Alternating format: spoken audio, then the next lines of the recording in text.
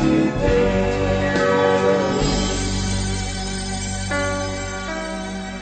Apresentamos Através da Bíblia, o programa que leva você ao estudo sistemático e detalhado do livro dos livros, a Palavra de Deus. Este projeto, que tem como objetivo estudar toda a Bíblia Sagrada em 5 anos, foi idealizado pelo Dr. J. Vernon McGee. Os estudos são produzidos, contextualizados e apresentados pelo pastor e professor Itamir Neves. Convidamos você, ouvinte, a acompanhar esta jornada através da Bíblia. Olá, amigos, estamos iniciando mais um programa da série Através da Bíblia. É com satisfação que chegamos até você para compartilhar os princípios da Palavra de Deus que temos aprendido através dos estudos que temos feito no livro de Eclesiastes, ou do Pregador, como também é conhecido esse livro. Como você sabe, você que tem nos acompanhado continuamente, sistematicamente, o nosso projeto é desafiador. Planejamos estudar toda a Bíblia, publicando os comentários dos seus 66 livros, analisando-a parágrafo por parágrafo, com a finalidade de adequarmos cada vez mais as nossas vidas à vontade de Deus.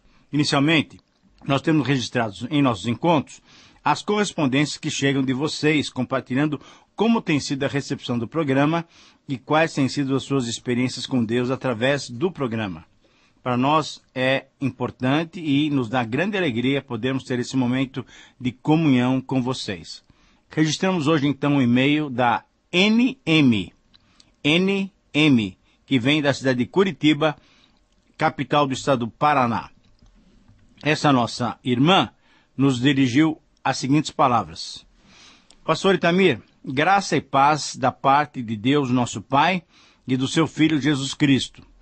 Escuto o seu programa através da BBN Internacional. Moro em Curitiba. Quanto privilégio Deus nos tem concedido por existir esse programa. Esse e-mail tem por motivo uma pergunta. Por que Paulo circuncidou Timóteo? Paulo fez isso cumprindo as suas palavras em 1 Coríntios 9, 19 a 23? Agradeço antecipadamente. Querida irmã, muito obrigado por suas palavras. São palavras gentis, de apoio ao nosso programa, ao nosso projeto. E sempre é bom ouvirmos sobre o valor do programa. Nós louvamos a Deus que tem nos feito seus instrumentos. O nosso Deus realmente é maravilhoso e merece todo o nosso louvor. Em relação à sua questão, conforme eu já lhe respondi por e-mail, de fato Paulo agiu de maneira prática, conforme o que ele entendia ser uma atitude correta de um cristão maduro que desejava pregar o Evangelho sem criar obstáculos. Lembre-se que em Atos 15, a decisão do concílio foi de que a salvação era apenas e é apenas pela fé em Jesus Cristo.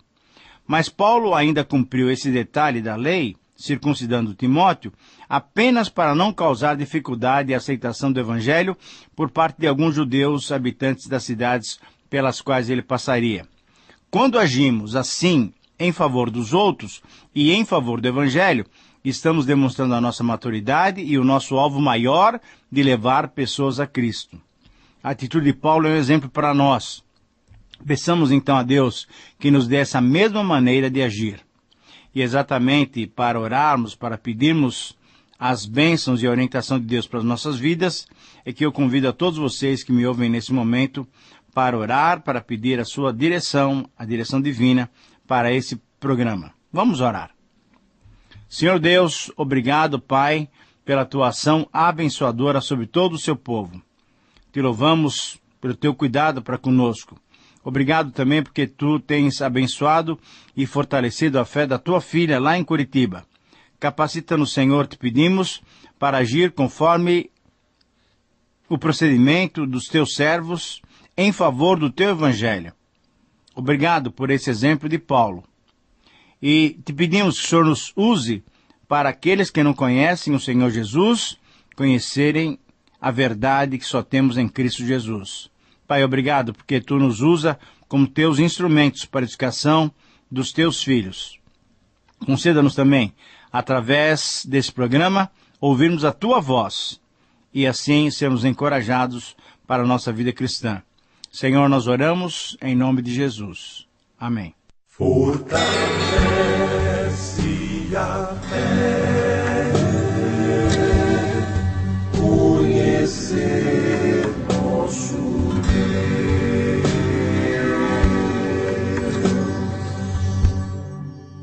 Querido amigo, temos diante de nós o capítulo 4 de Eclesiastes com seus 16 versículos. Vamos estudá-lo. Como temos afirmado, Eclesiastes é um único livro na Bíblia e é um livro único na Bíblia. Na coleção dos seus 66 livros, ele se destaca. Por quê? Porque desde a vigorosa e apaixonada pregação dos profetas até os comentários equilibrados e prudentes dos sábios, tudo isso junto com o fascinante grupo de poesias, de salmos e visões, sem contar com uma enorme quantidade de narrativas históricas, todo o Antigo Testamento, nesse conteúdo de 39 livros, o livro de Eclesiastes se destaca.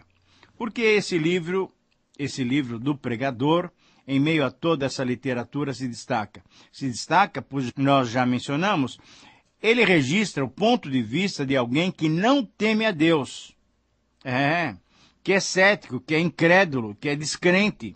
Então, quando entendemos isso, também entendemos que a conclusão a que ele chega é a conclusão razoável para quem pensa e para quem sente, para quem não crê em Deus.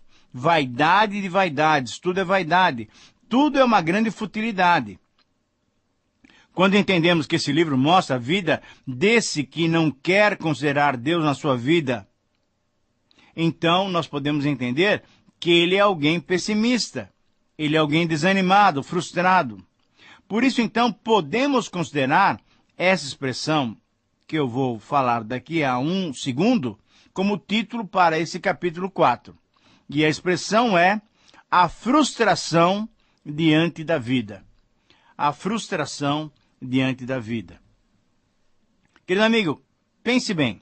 Quando o homem sem Deus observa os fatos da vida, realmente ele se vê frustrado.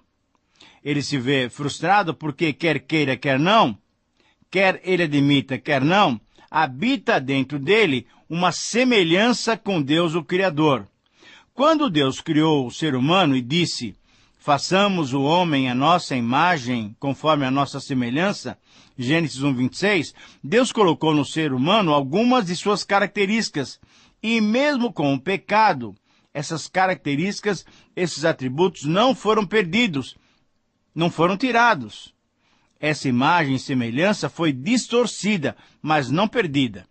Por isso mesmo, esse homem cético, que não admite Deus na sua vida, tem o desejo por justiça. Porque isso é uma coisa natural do ser humano, que é uma obra de Deus. E porque ele tem esse senso de justiça, porque tem em si mesmo as qualidades do próprio ser divino, ao observar as atrocidades da vida, ao observar as opressões que se fazem debaixo do sol, ele reage e não se conforma. Mesmo esse homem que não crê em Deus, ele reage e não se conforma. Não se conforma e se frustra diante da realidade da vida. Como não consegue perceber o sentido da vida, ou não consegue perceber o bem maior, ele fica ainda mais frustrado. E nesses 16 versos do capítulo 4, além de tratar dessa frustração, é possível resumir, então, esse texto de uma maneira muito objetiva, porque essa é a mensagem do capítulo 4 para cada um de nós. A frustração do homem sem Deus é experimentada pela impossibilidade de se aproveitar a vida.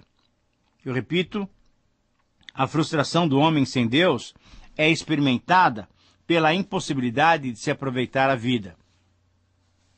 E nesse texto, nós vamos encontrar nós vamos fazer três observações sobre essa impossibilidade de se aproveitar a vida. A primeira observação, em primeiro lugar, observa-se que as tribulações impedem o aproveitamento da vida. Versículos 1 a 8, capítulo 4, versículos 1 a 8 de Eclesiastes. Para considerarmos então essa afirmação, é bom lermos o texto. e eu gostaria de lê-lo com você agora. Então olhei de novo para toda a injustiça que existe no mundo. Versículo 1. Vi muitos sendo explorados e maltratados. Eles choravam, mas ninguém os ajudava. Ninguém os ajudava porque os seus perseguidores tinham o poder do seu lado. Por isso cheguei a essa conclusão. Aqueles que morreram são mais felizes do que os que continuam vivos. Porém, mais felizes do que todos são aqueles que ainda não nasceram e que ainda não viram as injustiças que há nesse mundo. Também descobri por que as pessoas se esforçam tanto para ter sucesso no seu trabalho. É porque elas querem ser mais do que os outros. Mas tudo isso é ilusão. É tudo como correr atrás do vento. Versículo 5. Dizem que só mesmo um louco chegaria ao ponto de cruzar os braços e passar fome até morrer. Pode ser, mas é melhor ter pouco numa das mãos, com paz de espírito, do que estar sempre com as duas mãos cheias de trabalho, tentando pegar o vento. Descobri que na vida existe mais uma coisa que não vale a pena. Versículo 8. É o homem viver sozinho, sem amigos, sem filhos, sem irmãos, sempre trabalhando e nunca satisfeito com a riqueza que tem. Para que é que ele trabalha tanto deixando de aproveitar as coisas boas da vida? Isso também é ilusão. É uma triste maneira de viver. Querido amigo, essas palavras são muito objetivas, são muito diretas. Quando nos versículos 2 e 3 esse homem sem Deus reflete e percebe as injustiças do mundo e diz que felizes são aqueles que já morreram e mais felizes ainda são os que nem tinham nascido, é possível percebermos que grande frustração há nesse tipo de vida, há nessa vida sem Deus. Diante desse quadro, então, a pergunta que se faz é muito objetiva. Seria realmente melhor não termos nascido? Essa é uma resposta muito séria que temos que considerar, querido amigo. O cético, sem perceber uma solução humana para a injustiça, para a opressão, que ele observa entre os seres humanos, em desespero, então ele propõe a solução que o homem pode apresentar. Isso é, que o homem natural pode apresentar. A solução é a morte, ou até mesmo não ter nascido. Para esse homem que não tem fé, que não tem esperança, a morte ou o não nascimento é melhor do que a vida num mundo sem valores e completamente injusto. Agora, temos que entender que esse é o pensamento e essa é a solução proposta por todo aquele que não crê que Deus está no controle de todas as coisas. Essa é uma visão e uma solução meramente humana. E isso é percebido pelo uso da expressão no finalzinho do versículo 1 e no final do versículo 3. Debaixo do sol. O ser humano que não conta com Deus, que descarta a Deus da sua vida, não tem alternativa. Ele não consegue desfazer a injustiça, pois ela está intrínseca, enraizada na vida humana longe de Deus. O cristão, por outro lado, mesmo ao contemplar as injustiças e as opressões da vida, e mesmo quando ele mesmo as sofre, ao invés dessa solução desesperada, ele pode perceber que Deus está no controle. Certamente ele vai utilizar toda e qualquer circunstância, toda e qualquer situação para produzir em nós cada vez mais o caráter de Cristo. Nos versos 4 a 8, o pregador continua com as suas observações num nível completamente humano, e isso fica visível pelo uso que ele faz das expressões também isso é vaidade e correr atrás do vento. Versículo 4, vaidade debaixo do sol, versículo 7, e vaidade e enfadonho trabalho, versículo 8. Quando se observa a vida apenas sob esse ponto de vista, isso é, sob o prisma humano, certamente a conclusão a que se chega é a mais triste e a mais frustrante que pode existir. Quando se observa a vida sob esse olhar, percebe-se que a inveja, em muitas ocasiões, é tido como a força motriz, como a força que faz a máquina da economia funcionar. Veja bem, quando se observa o homem trabalhando e se esforçando para ter mais e conquistar os alvos da vida, é possível percebermos também que muito da motivação de cada um dos homens é querer mostrar-se mais competente, mais capaz, querer mostrar-se mais ou melhor sucedido do que seu vizinho, do que seu colega de serviço, do que algum familiar que alcançou sucesso. Veja bem, é pela fraqueza do caráter humano que muitas vezes a economia gira e não para de crescer. Por quê? Porque a inveja nos faz querer mais, e aí nos faz querer comprar mais, adquirir mais. Por inveja dos que estão à frente, muitos que só têm como alvo de vida essa dimensão terrena, correm e se esforçam para mostrarem-se melhor e para ultrapassarem aqueles que estão à sua frente. Quando se observa a motivação do ser humano que só tem essa dimensão terrena, percebe-se que toda a virtude do trabalho, todo o trabalho esforçado, na verdade, está sustentado na natureza egoísta e invejosa do homem.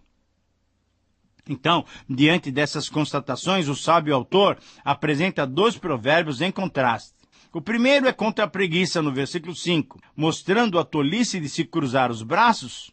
E o segundo provérbio também, no verso 6, é contra o trabalho excessivo, mostrando que as mãos cheias de trabalho é como correr atrás do vento.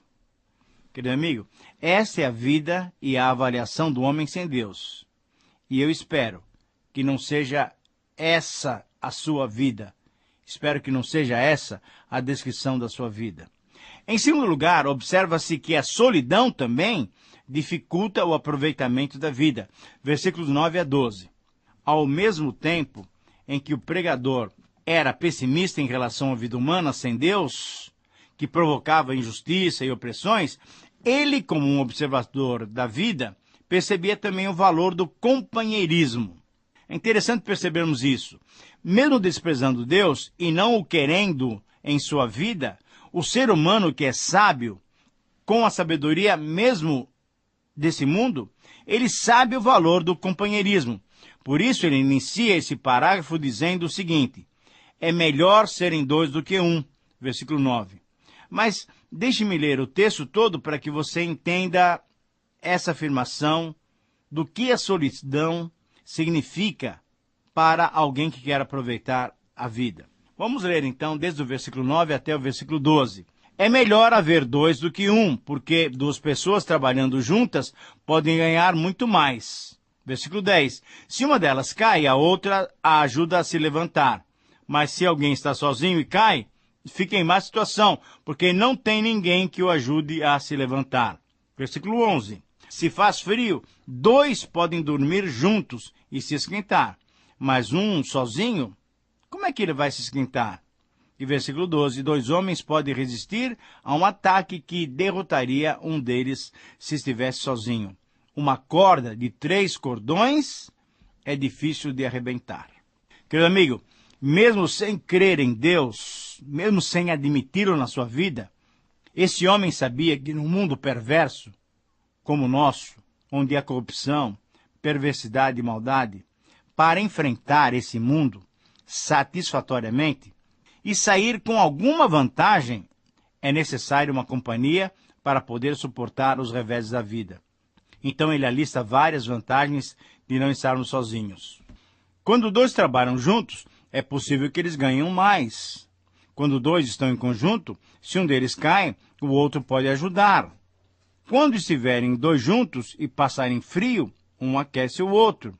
Ou ainda, quando os adversários se levantam contrariamente, se forem 2, terão maior facilidade em se desvencilhar dos adversários.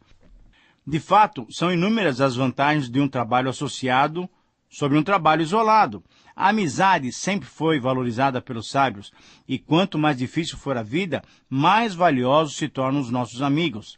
Essa é uma comprovação que se vê no livro de Provérbios, com a célebre recomendação: em todo o tempo, ama o amigo. Provérbios 17:17. É certo que uma vida solitária tem a vantagem da independência e da autodeterminação, sem que haja necessidade de qualquer consulta a alguém.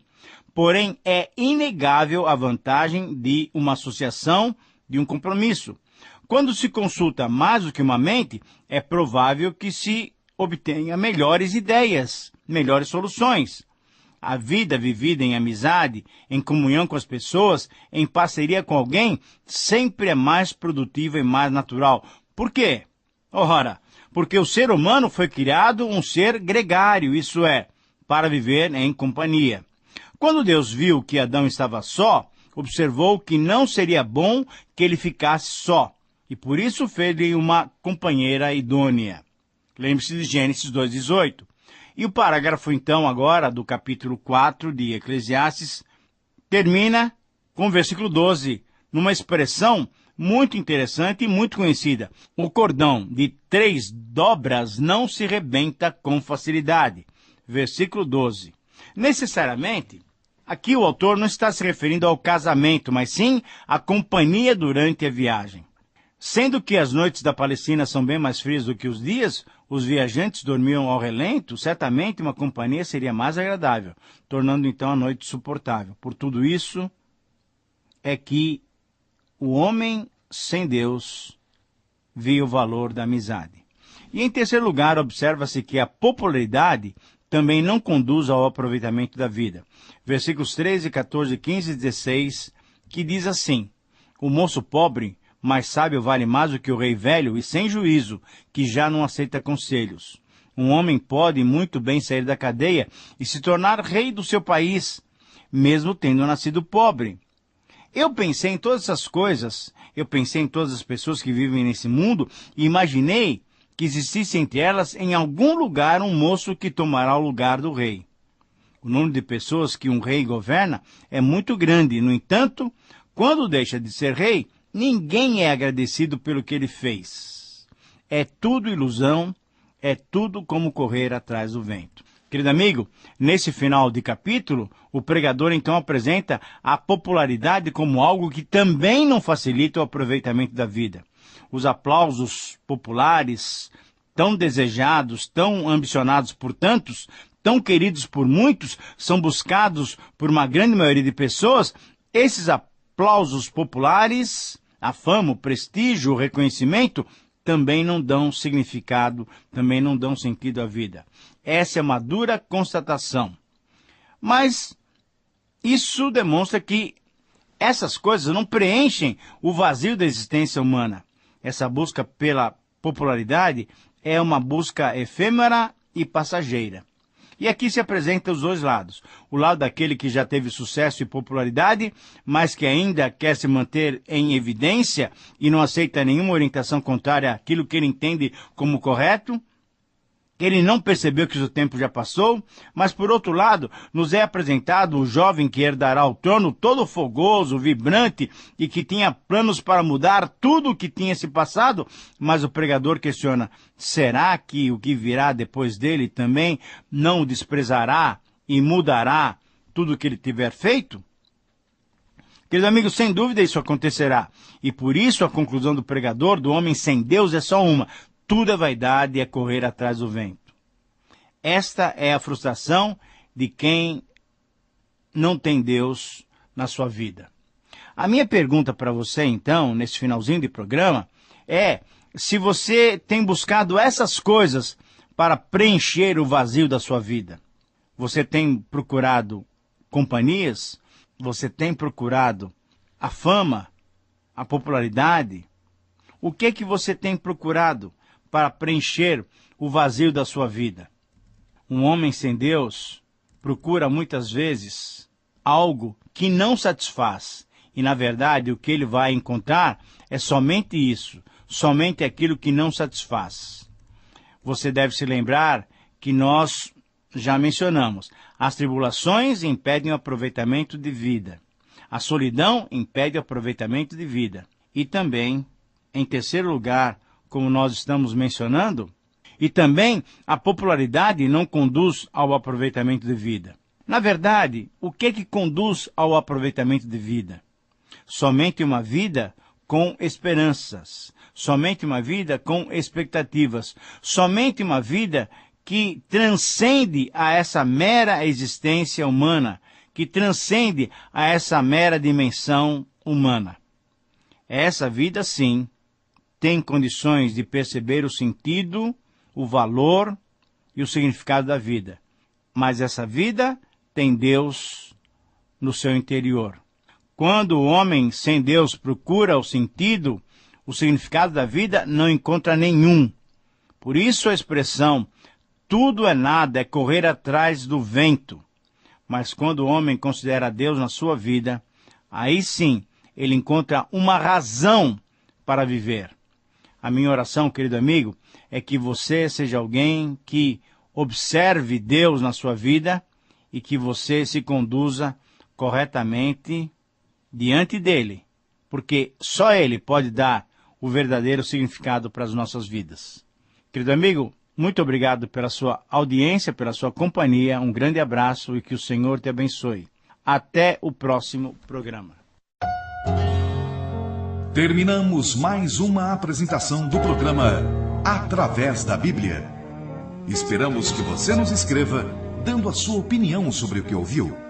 O nosso endereço é Caixa Postal 18.113, CEP 04626-970, São Paulo, São Paulo.